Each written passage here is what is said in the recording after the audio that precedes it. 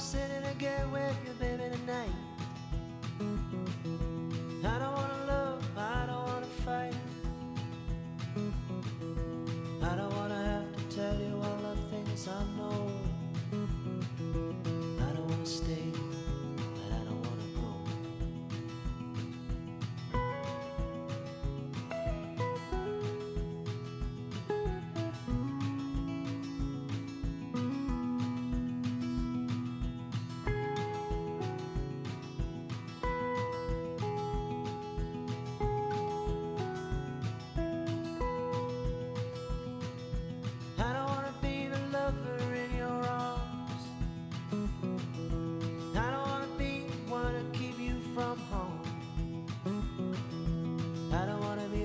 Person in your heart.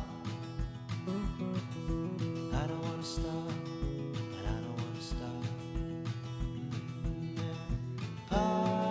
Part-time lover, how we suffer now.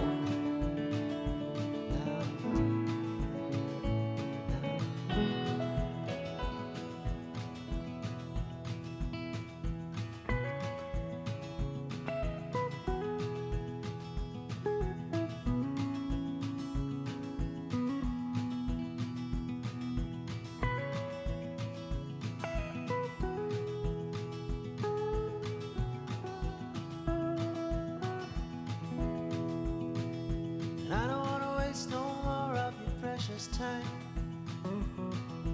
I don't wanna say that everything will be fine. I don't wanna feel your tears on my skin. I'm a coward, baby, don't let me in.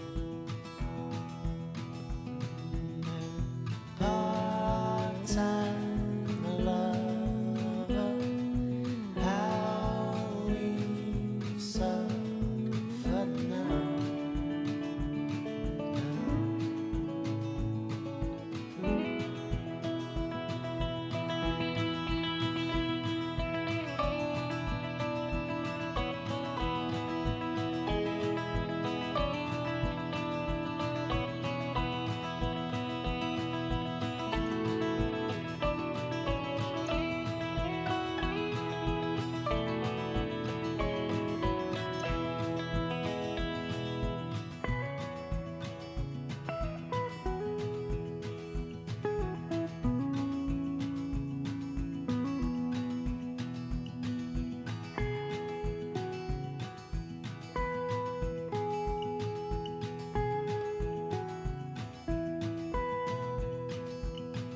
So I don't wanna sit in and get with you, baby, tonight.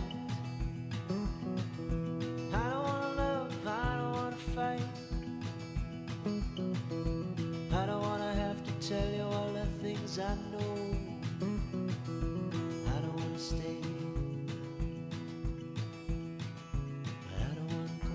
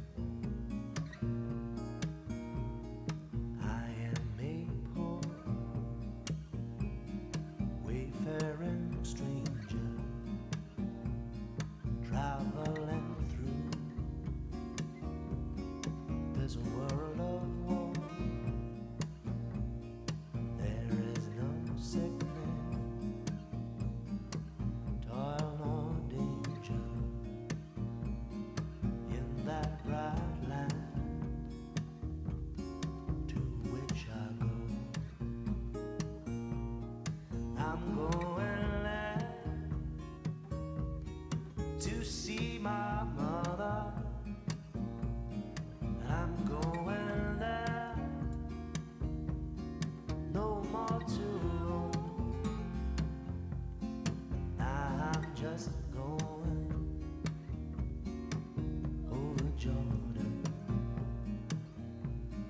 I'm just going over home. And I know dark clouds will gather round me, and I know my way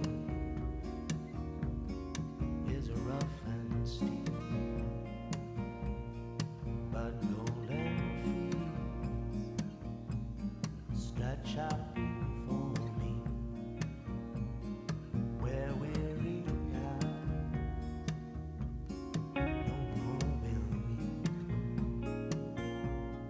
I'm going there to see my father. I'm going there, no more to roam. I'm just going over Jordan. I'm just going.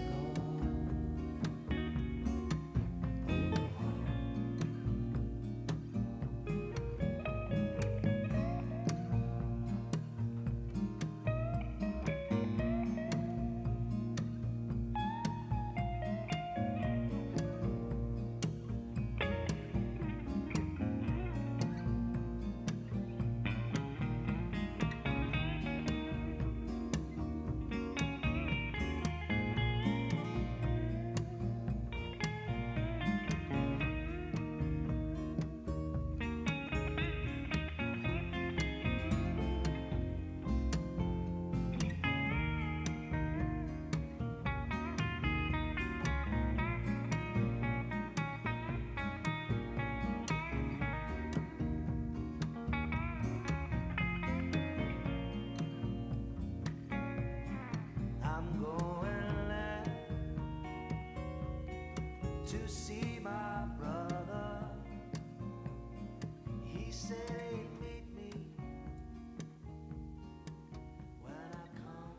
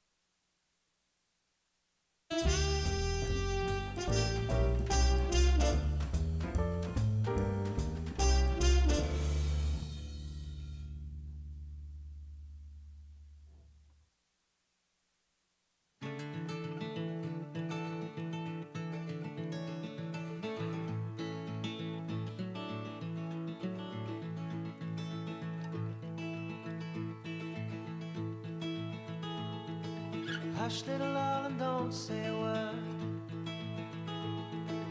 I'm gonna buy you a mockingbird. Say, darling, say. And if that mockingbird don't sing, I'm gonna buy you a diamond ring. Yes, and I know that diamond ring. Yes, I know that diamond ring is gonna shine. Darling, if you'll marry me, I'll buy you a house with a big oak tree. Say, darling, say, we'll live in the house with the big oak tree. 3 little babies on your knee. Yes, and I know that diamond ring. Yes, I know that diamond ring is gonna shine.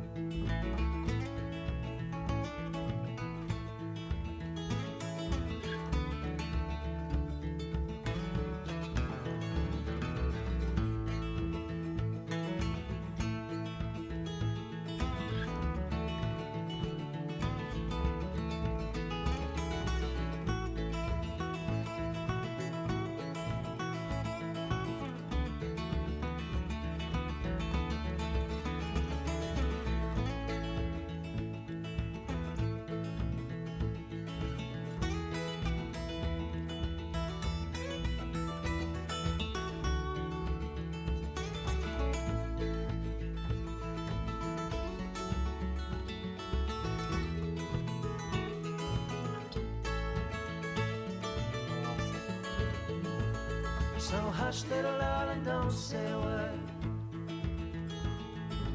I'm gonna buy you a mockingbird.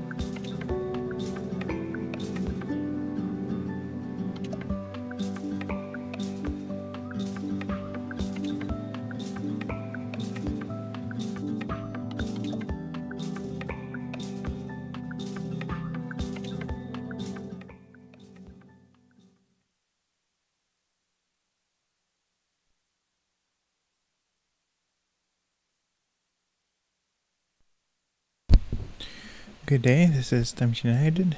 We're doing content for flotations, and some of this is going to be for live to tape.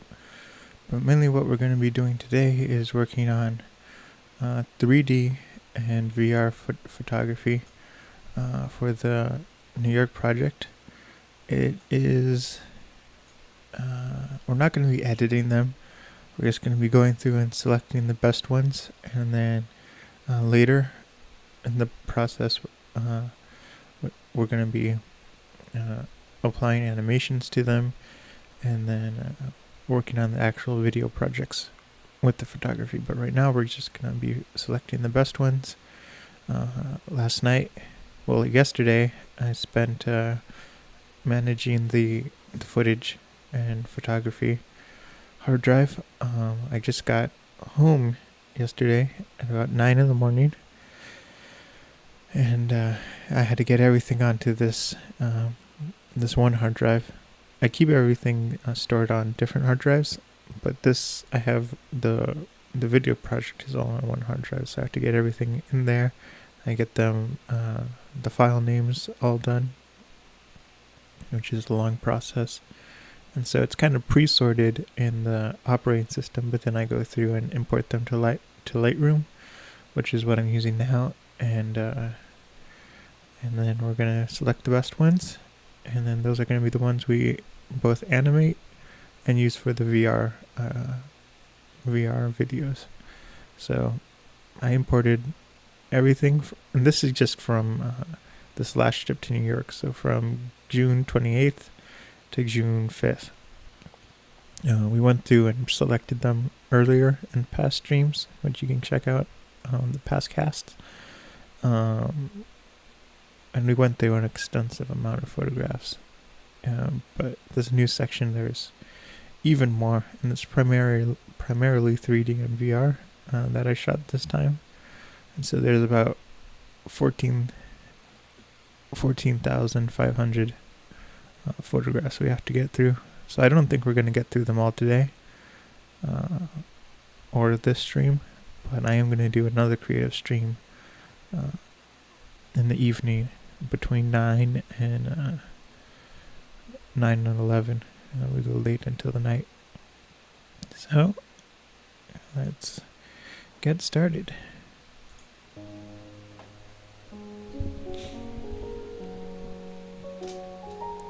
So we're going to start out with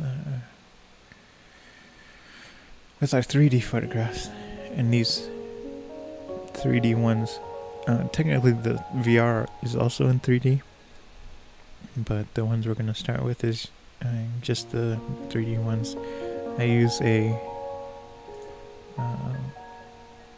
camera called the JVC Invario, and it's a 3D camera. And it records both 3D video. The 3D video is really good, but then it also does 3D photographs. Unfortunately, the photographs it takes in 3D is 4K. Not 4K, is HD only. But if you use the camera to take 2D photographs, it's in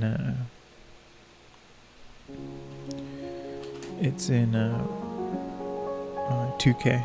So that's kind of like, why didn't you, when they built it, why didn't you have it take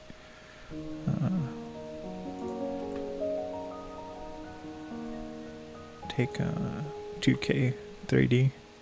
But at the time it was built, 3D was kind of new, and so a lot of programs don't even support 3D and 2K and whatnot.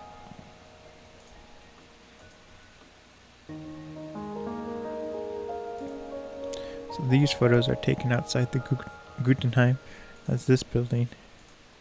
And it's really cool because it's a building by Frank Lloyd Wright.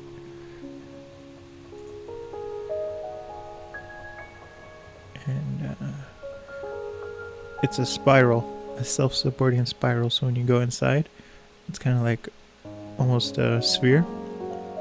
And you just walk around the spiral, and each spiral takes you up a level. And the spiral is the level. So as you're going up, you see all the artwork and everything. And you can also take an elevator up, and that's what we did. We were pushing my grandmother in the wheelchair. And so we go up to the top, and then we can just spiral down. And it's very nice. When we went there, we went about an hour and 45 minutes before closing. And we finished it with like 10 minutes to go, so it's a very easy place to go through. They have a variety of artwork. They have some Monet,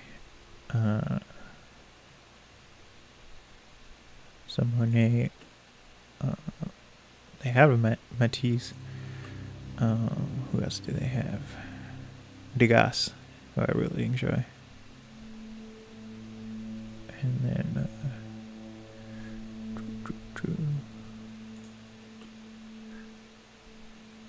and so that was kind of it for the outside of the Guggenheim.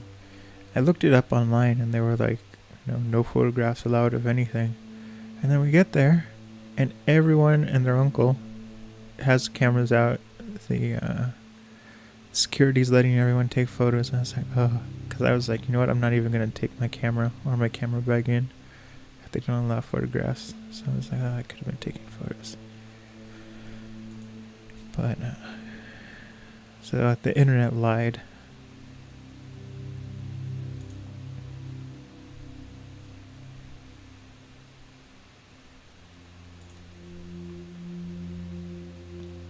So now we're walking away from the Guggenheim, and we're going to Central Park, which is just across the street. So this is the entrance to Central Park.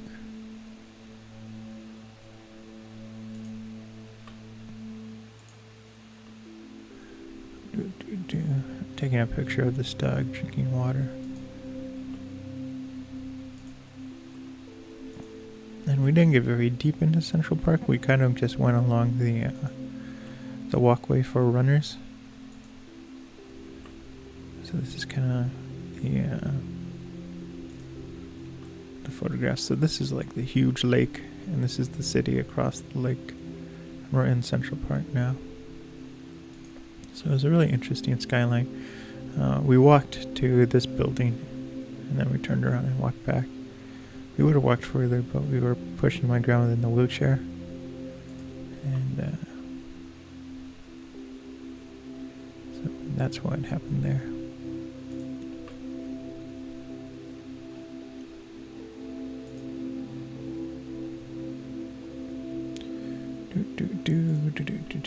And with this one, I was taking photos in kind of a burst mode, and just panning from left to right.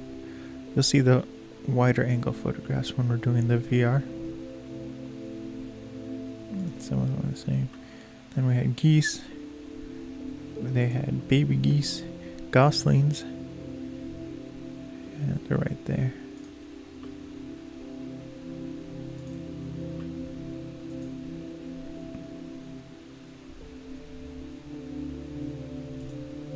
And this goose is checking me out. Like, I'm not sure what you're doing, bud.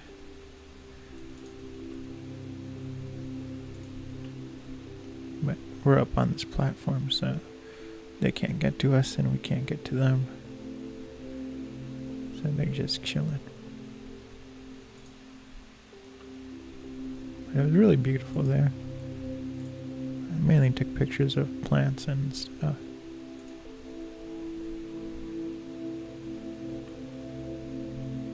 And I'm not even stopping to take these photographs. We're just walking, and I'm walking and shooting, which is like not ideal, but it was so bright that I didn't really have to worry about the shutter and motion blur.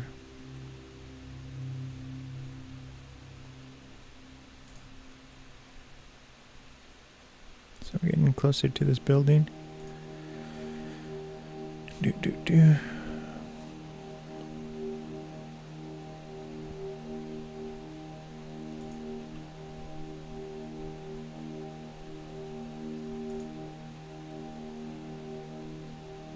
Here's a gosling and its parents. So we were walking from right over there.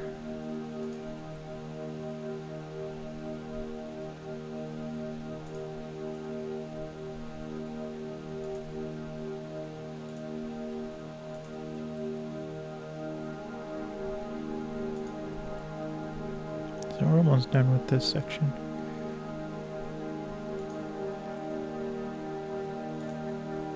So now this next one, we're outside of Central Park and we're just walking back to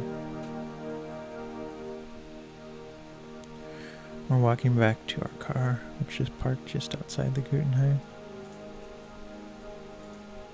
And there's the Guggenheim, so we're gonna walk back.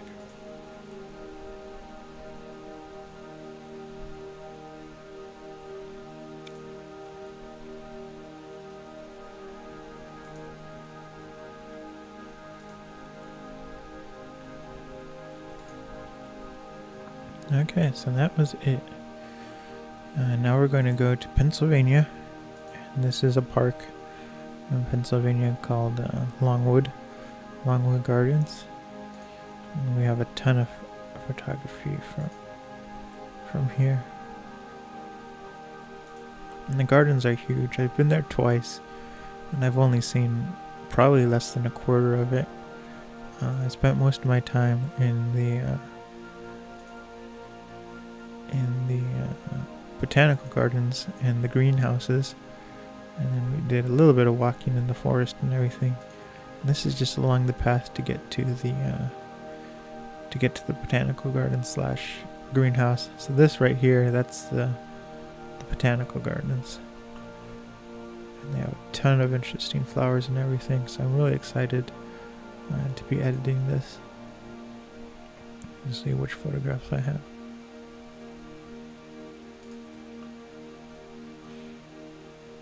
This is it. It's kind of a greenhouse. It was extremely hot the day we went. It was like 90 degrees and high humidity. There was a heat advisory. So going in the greenhouse, it's even hotter. So we were like sweating to death. But we made sure we were drinking a lot of water and everything.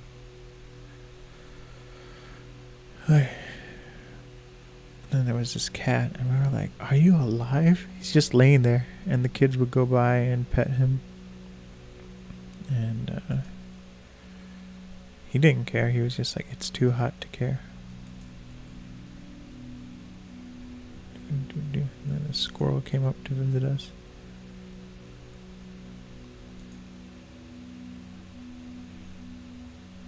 And they had a few gluten-free options at the restaurant, but they had this soda, which we love. There's this soda called Stubborn, and there was a restaurant that used to have it, and like the food is okay, and they have gluten-free sandwiches. I'm allergic to gluten, so I have to pick my restaurants based on that.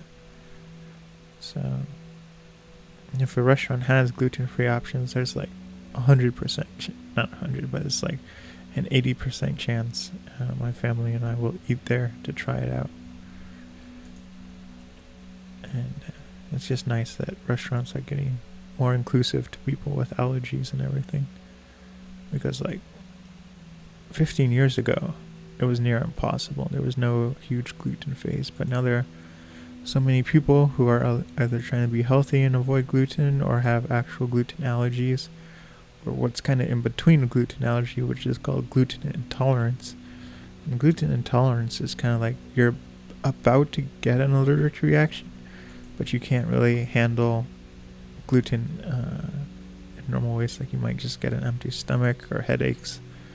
But like the gluten-free allergy, you can get extreme stomach cramping, feel like you're going to vomit, and sometimes you do vomit. And then for me, I start bleeding a lot, so I'll break out in hives, and then I get a lot of nosebleeds and everything. So it's not fun when I get gluten, and I try to avoid it as much as possible for those reasons.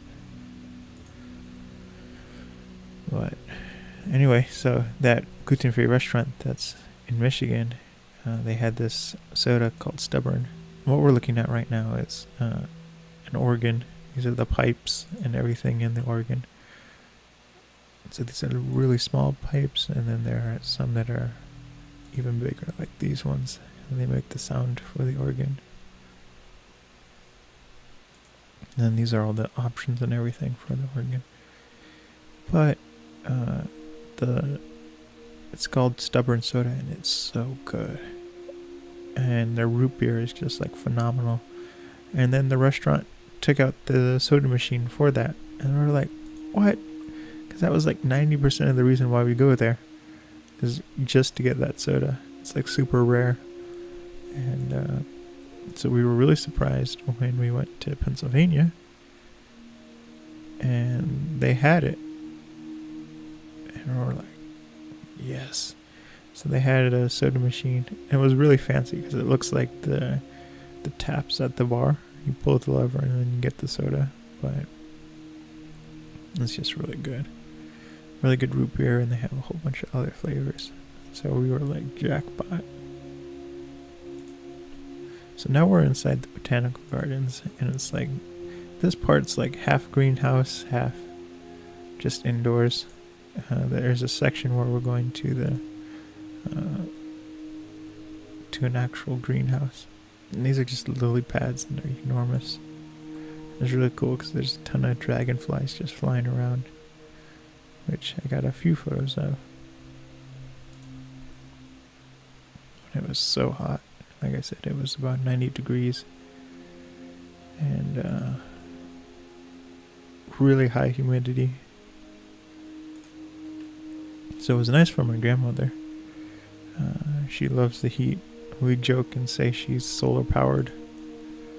Sometimes she just goes out and sits in the sun for hours, and she really likes it. Like, we've noticed her happiness is kind of dependent on greenery and how much sun she gets. It just puts her in a really good mood.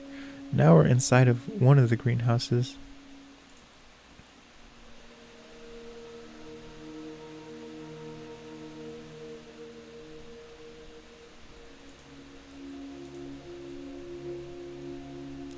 And what makes it a greenhouse is it has special glass.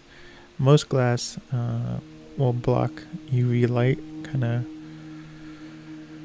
automatically just by how the glass is made. But solariums and greenhouses have special glass that actually let through the UV light, and the UV light is what helps the plants grow, and it lets in more heat energy to make the greenhouse even warmer. So there is a different kind of way to build solariums and greenhouses than just making a building with lots of windows.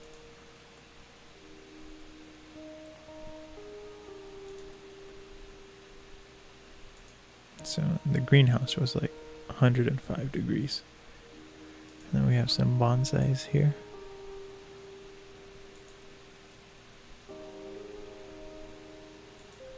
These are just all different bonsais.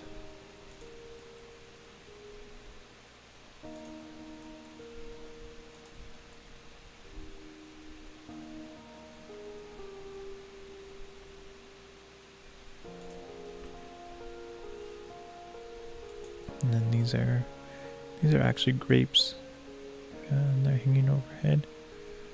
It's really beautiful here. Again, these are 3D photographs, which is why they're in the 16:9 format.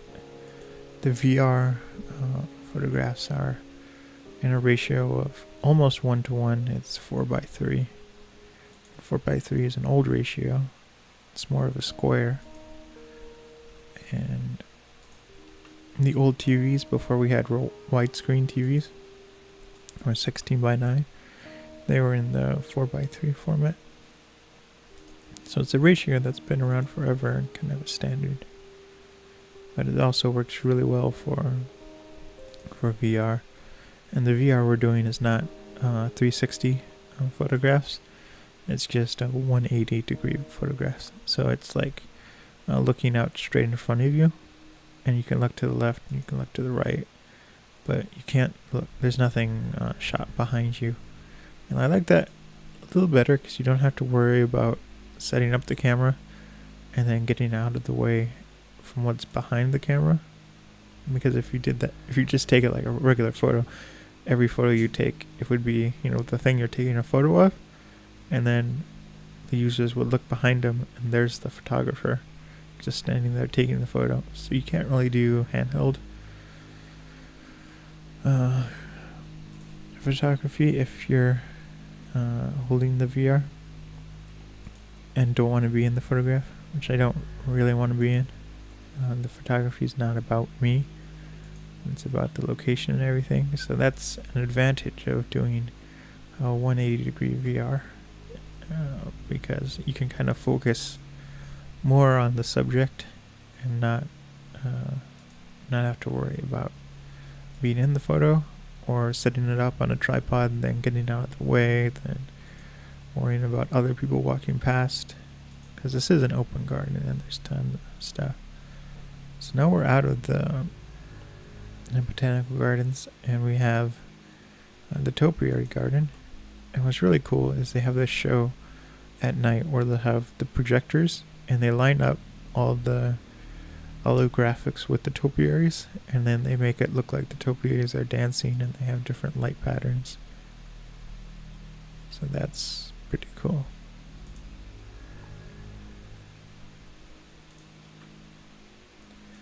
So when we went to this garden, there were 3 cameras I was shooting with. One was the GoPro, the other was this JVC 3D and Vero.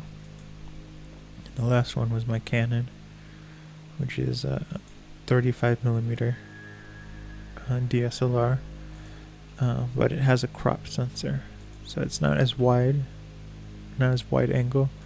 It's more of a telephoto camera because the sensor is slightly smaller, but it still shoots raw, and which is what I need.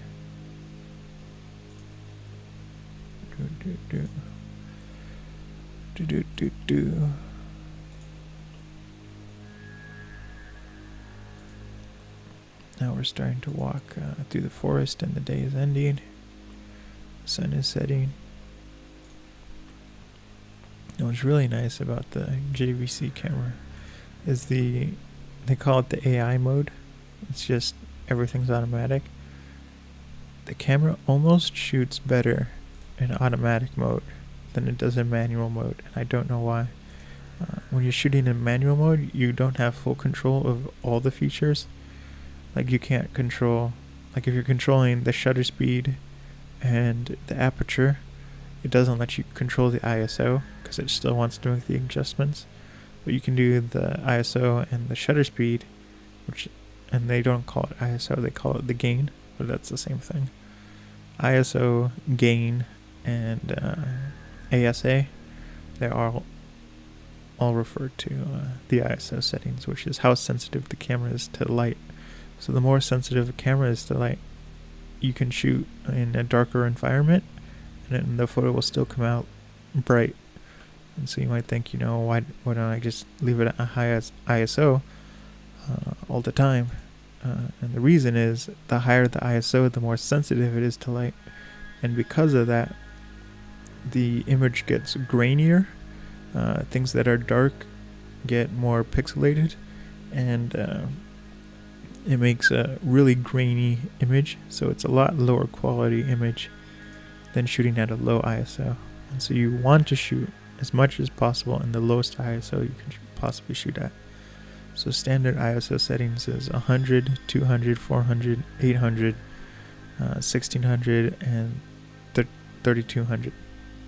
3200 is extremely noisy, but you can shoot in really dark scenarios handheld. You really don't want to shoot at anything above 800, and 800 is kind of bad. So kind of the ideal place for dark photography is 400. And kind of indoor photography is 400 if it's like not a well lit room. But you really want to shoot at ISO 100 for digital and for film. But with film, you have more options. Instead of the limit being ISO 100, film you can get ISO 50, which is even a finer image and higher quality photograph. And then you can also get film at an ISO of 25.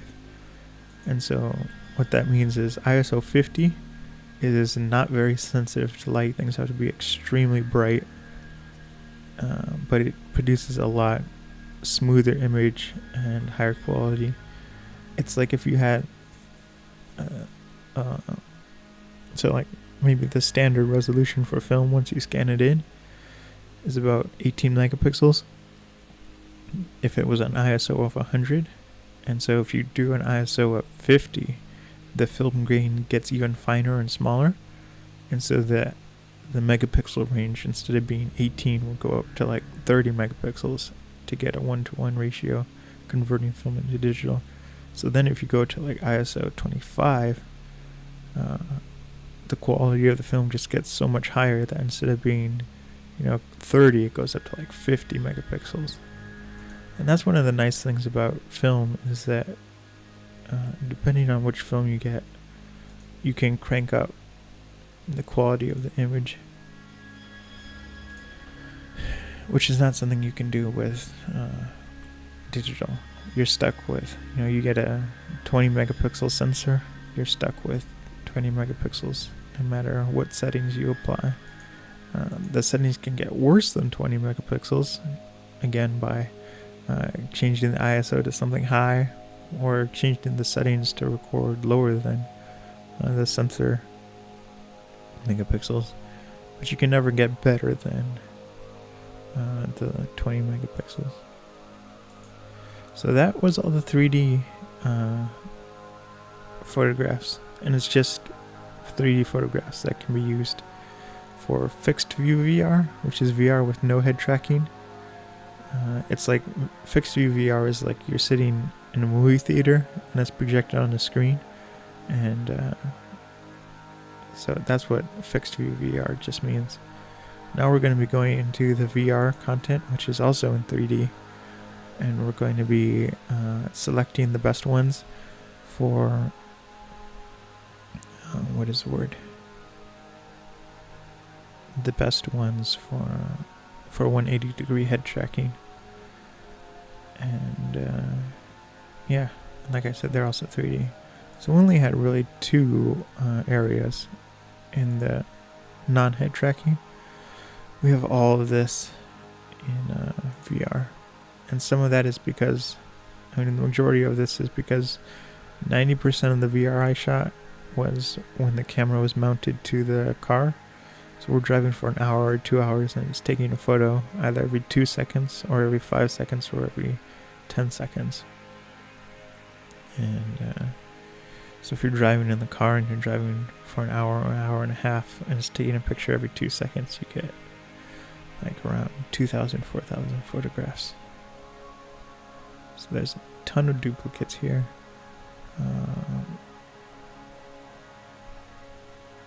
So there's 13,000. Yeah, 13,000. A little over that photographs we have to go through. And we're going to be going really quick through these and selecting the best ones. And so the selecting the best ones we're going to do that are going to be used for VR. But also what I'm going to do is I'm going to do actual time-lapse photography techniques where one picture will be, and I'm not sure how I'm going to do it. What I might do is have where one picture equals 8 frames, but it will transition to the next image. So we'll do like a simulated motion blur. So we'll do one photo, then transition to the next photo every 8 seconds. And I did the math, and that means that most of these time lapses will be between 5 and 7 minutes. And that will just be, it will be a smoother time lapse because the photos are taken every 2 seconds. So if you're driving fast, a lot changes. And that's why you might need the simulate slow-mo. So now we're going from Brooklyn and we're going into Manhattan. And we're just going to select the good ones. And again, we're just going really fast.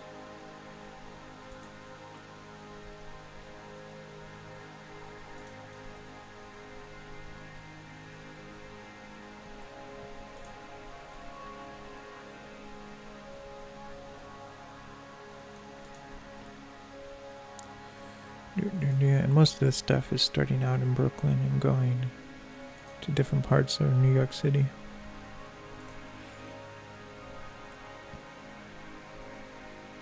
And again, these VR photographs they're shot in 3D, so the time-lapse photography will not be in VR. Once I do that, it will just be in 3D, and you can play it on 3D TVs and fixed view VR with smartphones. But there will be a version, which is what I'm doing now, is I'm selecting the photographs that will be in the VR video, and that's going to be a 3D video with head tracking.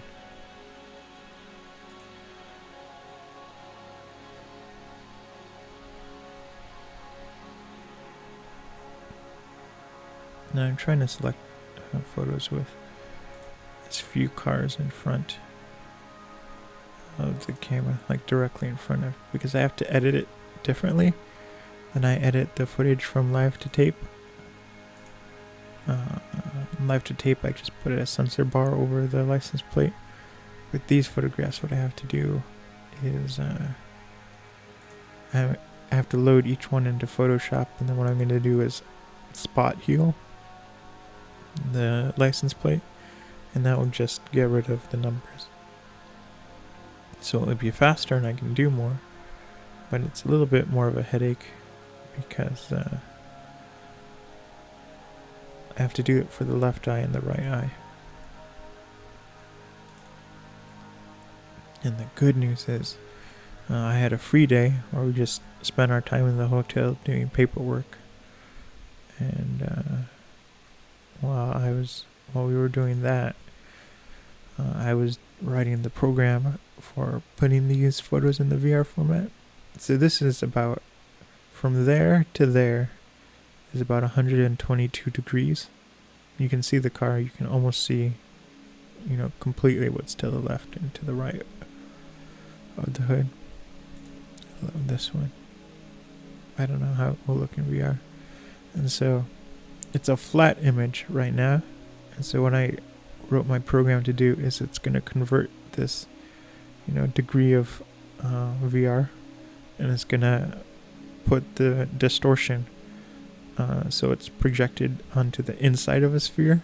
And that's how the VR viewers work, is they take a flat image that's supposed to be projected on the inside of a sphere, and when you look to the left, you're looking to the left of the sphere, and then when you look to the right, you're looking to the right of the sphere, but the image is on the sphere. So that's how you play VR videos and VR photos. And so there's not a lot of programs for free or that work on Linux that do that, so I wrote my own.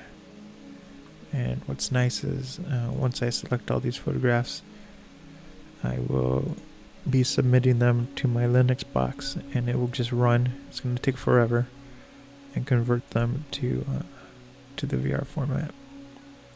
And it's a process that's going to take weeks. It takes about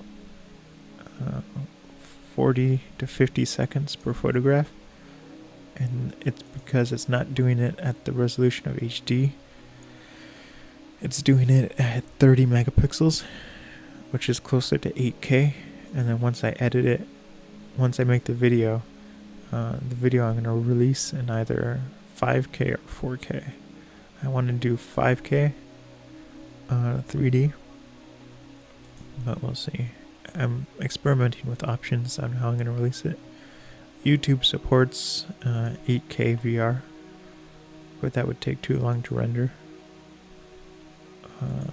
So probably going to do 5K. And then Steam has this new feature where you can download or stream. I'm not sure. I have to look into how to submit content, but they support up to 6K. So I think the safe spot is going to be working with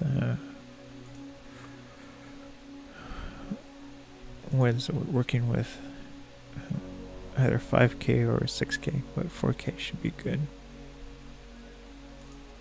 And you really want something in the 4K range for VR. you can see farther and the quality looks better for head tracking. If you're doing HD VR, it gets very pixelated. It's easier for the computer to process, but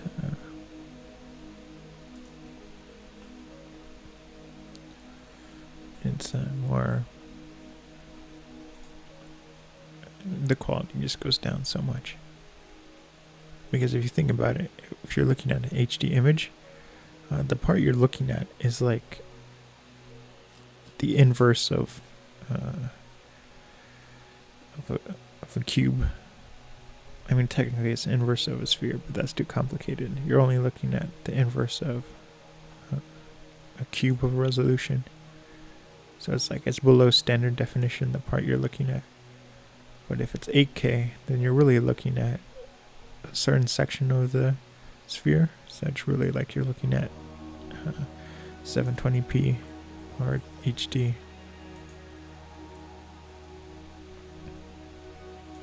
So this is really beautiful. This is sunset on the bridge. I was really happy to get this. I was so excited. I was like, while we were driving, because at this point we were already driving for an hour. And so I was like, please, please, please tell me the camera is still recording. When I travel by plane, with the GoPro, I use batteries.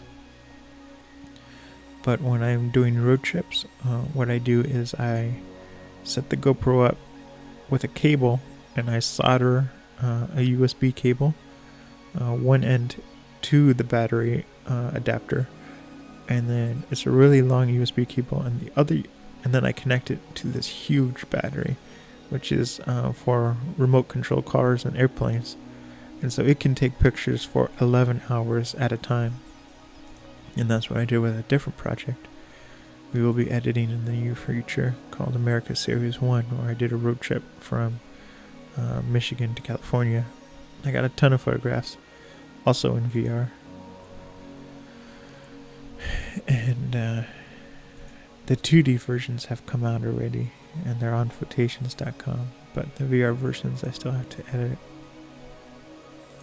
But this New York project is going to be the first thing I release in Fixed View VR.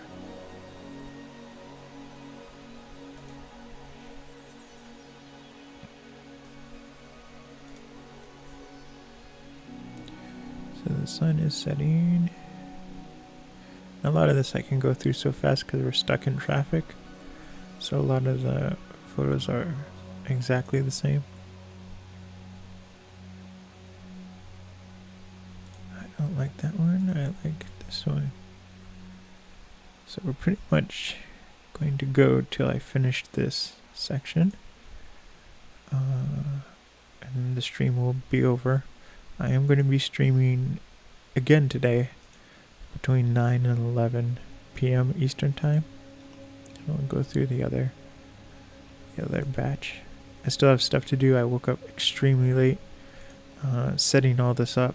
It was like I finished last night's Let's Play at around 11, and then I was just sorting footage and photographs for about until 3 in the morning. So I went to bed, I fell asleep, and I only slept 3 hours yesterday night, and so then going to bed at 3 yesterday, my body was just like, I'm not getting up, which is okay. I had nothing scheduled, but I still have some yard work to do. So that's pretty much what I'm going to be doing in between the two streams, is doing yard work. I'm just going to mow the lawn, and if the weather is nice, I'm going to do some weed whacking.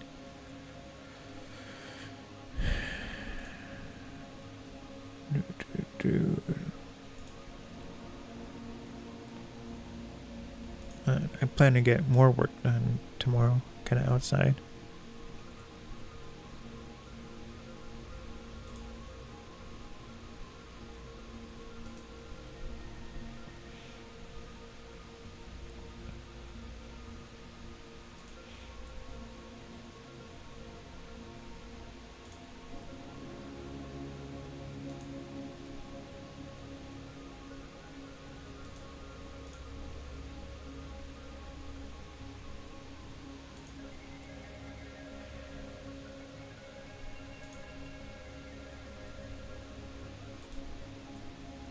So now the sun is, I mean, it looks bright, but that's because it's overcompensating. The sun is down, and the sun has set, and it's really dark. And so it's overcompensating. So pretty much anytime we come to a stoplight, the image is clear. Other cars and people walking is not clear. But there's a lot of motion blur, which is kind of cool when it's working.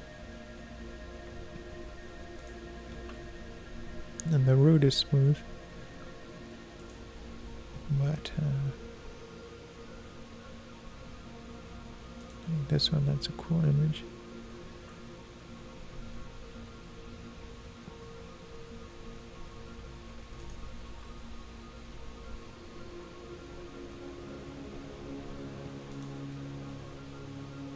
So these photos are actually on the 4th of July.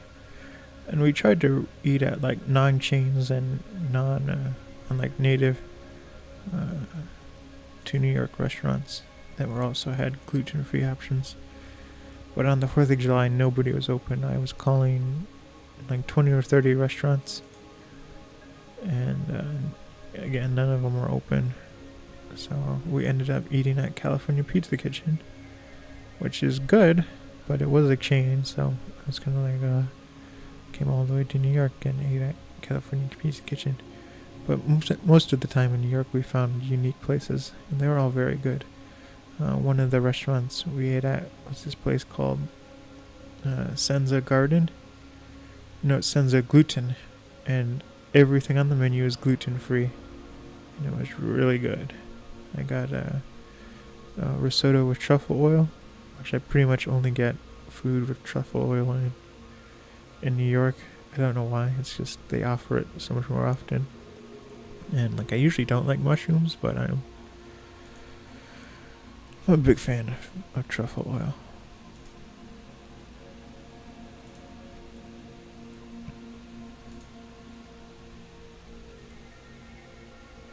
So now it's getting really dark.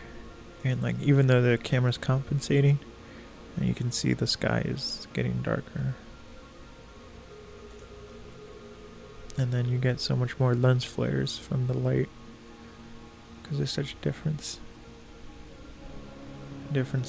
in brightness.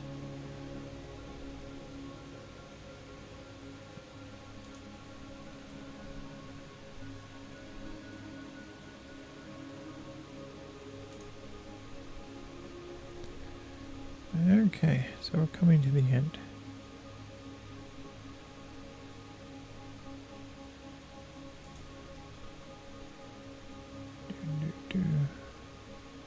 And we're stuck in 4th of July traffic. And it was like every street we needed to turn on. There were police saying you can't turn on this street. So we finished this section. So let's just see what we did. So out of the 1,600 photographs, there were 131 photographs, and so each slide in the VR slideshow will be about 40 seconds. So I'm pulling out my calendar. Not my calendar, my calculator. So 40 seconds times 131. It's 5,240. So that's 5,240 seconds divided by 60, which is a minute. So it's going to be 87 minutes of VR. So let's divide that by 5. Yeah, so it's about 17 minutes if I divide it into 5 episodes, which is what I should do for VR, because they say you should only use VR for 20 minutes at a time. So we just got through like 5 episodes of VR content. And so that was just the first section. the next section is only 711 photographs. So I'll be streaming the rest of this tonight. And I don't think we're going to get through all of them tonight, but we'll get through a significant chunk. So I want to thank everyone for coming by for this midday stream. I have some other work I have to do, but I'll be back tonight between 9 and 11 p.m. for a late night stream. And it will be much longer. It'll be like 2 or 3 hours stream. Thanks for coming by. Bye-bye.